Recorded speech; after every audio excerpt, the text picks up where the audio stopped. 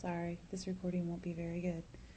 None of my computer cameras, my tablet, nothing wants to work. So I have to do it from my old phone, which isn't very good. Everything that I've been seeing lately on Facebook and everything just seems to be a message from God about trust and faith, not just for me, but for everyone. And in these times, it's so necessary. And the trust and faith go hand in hand. And when you have not seen positive outcome of trust or faith in the past, this is something that's hard to do. It really is hard to do. The reason you haven't seen a positive outcome, though, is because you put your trust and your faith in man and man-made things. It's a hard lesson to learn. But we still need to work on learning. Man will fail, and they will fail us every time. But no matter what the relationship, no matter what they're learning, man will fail, no matter what their relationship with God is. Adam fell, and he walked with God in the garden. David, considered a friend of God, could not be trusted at times. If you remember, he cheated on his wife with a married woman and had her husband killed, but he was still called a friend of God. So I know how we do expect people to not fail us when we put our trust in them. Some say, even I have said, God failed me when I trusted him. Seriously, examine that statement. Did God fail you? Or was there something better than what you trusted him for? Sometimes what we trust God for, there's something better. God has something better. We just have to wait. And we can't see what God can see in the future. We just can't. So we need to examine that statement when we say that. When we say that we're trusting God for something, have we first found out if that is his plan? Do we say, God, I'm trusting you for this? Or do we say, God, I am trusting you for this if it is your will? If it is your will. His will is key. The Lord wants to bless you according to his riches. He also wants what is best for you. For example, parents, your children ask for candy while you're fixing dinner. Do you give it to them? Do you say after dinner? Do you say no? I've said all of these. I've raised kids. God is our Father, and sometimes the answer is yes. Yeah, sure, go ahead, have that piece of candy. Sometimes, not right now. After dinner, you can have some candy. And sometimes, the answer is just no. The answer is just no.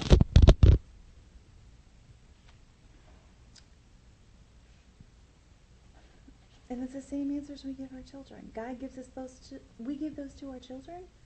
God gives those to us. We're his children. Our children, no matter how much we say no, they still ask. Because they have faith and trust in us to do what is right for them. And we screw that up sometimes. Not a perfect parent. And if you're a perfect parent, I'd like to meet you, because I don't think we exist. But I know a perfect parent. I know a perfect father. And that's God the Father. He's our perfect Father. God can't make mistakes, because he knows our whole life before we're born, before we're conceived. God already knows how our life is going to go. But do we still fully trust him and have faith he will do what is best for us? No. There's none of us out here nobody has ever had that unbelievable faith for their whole lives. Everybody's doubted at some point. But God is a jealous God. He wants our complete faith, our complete trust. We have to learn to trust him with everything. Our finances, our lives, our jobs, our homes, our cars, our children, our spouses, everything. You have materially, physically, emotionally, psychologically, everything. Every morning we need to give him everything and let him lead us. It's funny. We were coming to Baltimore, and I knew I needed to do this video. God has been on me for a week to do this video. I hate cameras. I hate to have my picture taken. I hate videos. I'm a one-on-one person. But I knew I was going to do this when I had some alone time in the hotel room. And we were playing. We had downloaded some more songs, and we were playing them on the CD in the car. And we would be playing. We were just really just singing, me and my daughter, enjoying the worship music, worshiping God on the way down here. And every time we get to those war songs, our car would mess up. I'd lose power, my gauges would quit working. You know, we would get worried, we'd pull off. It was like every 20 miles. Finally, the last 80 miles, we're not playing any music. And every time I started to have trouble, we started rebuking the devil. And you know what? We drove 250 miles on a car that was acting like, and I've had a car act like this before, like we'd had a blown engine. We're here, we didn't go very far. But I'm trusting God. God said we need to be here. He told us both we need to be here. God's got something for us this weekend. I don't know what it is. I don't need to know what it is. I just know God's got something. And I can't wait to find out what it is. Because the devil's not going to stop me from getting there. He's not mad. None of our electronics are working. They won't turn on. But I got my phone on. I'm doing this. God, so devil, get behind me, because you are not stopping me. Psalms 91 talks about trust. He is my refuge. Refuge is a condition of being safe or sheltered from pursuit, danger, and trouble. God is that. That's a noun, which in the English language, if you've forgotten English, person, place, or thing, a noun usually describes something tangible. Think about that. Something tangible, which means real, substantial. And it goes on to say, and my fortress, a heavy, protected, and impenetrable building. Again, fortress is a noun. The rest of it says, my God, in whom I trust. This verse is telling us God is real, tangible. He is our refuge and fortress. We just have to trust him. That is just the second verse. As you read the rest of the Psalms, it gives you examples of how he is going to be that fortress and refuge. All of us will falter in our trust and faith in God. But he forgives us. We are made in his image. But each day, we must repent and start again. God hasn't failed us. We have put our trust and faith in what we see today, in the natural, but God sees in the spiritual. He knows what is best for us because he knows what is coming that we can't see. We can't see what's coming tomorrow. We don't know what's going to happen tomorrow. God does.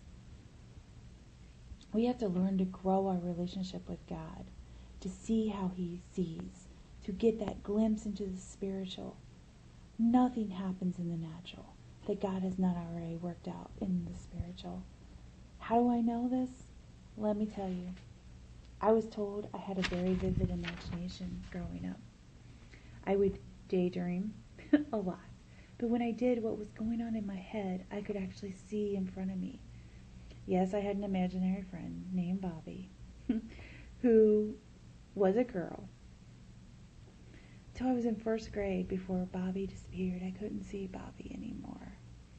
I couldn't hear Bobby talking to me anymore. Now I know Bobby was my angel. And later on happened to be the name of one of my very good friends. And that I haven't spoke to for a while, but I still keep in contact occasionally with. I continue to daydream well into my young adult age. Everyone thought I was strange, but reflecting now, I had a window into the future. I didn't understand it. I didn't have anyone to explain it to me, but I did. I still would dream at times and be able to see some of those come to pass in my immediate life. When my grandma had a massive brain hemorrhage, I was attending church, teaching Sunday school, kids' church. I prayed and pleaded with God to work a miracle and heal her. She was my best friend. When he didn't, I became very angry with God. I quit church. I stopped reading my Bible. I stopped praying. But it was in those 5 years that I walked away that I started to daydream again and dream again. In my daydreams and my dreams, I yelled at God. I argued with God. I wrestled with him and even told God he was crazy. But he was preparing me to walk in my purpose. Didn't know what it was, but his purpose and his plan. I was too comfortable where I was. I needed shaken, which meant a move to where I knew less people that I could count on. The people I knew I could count on one hand.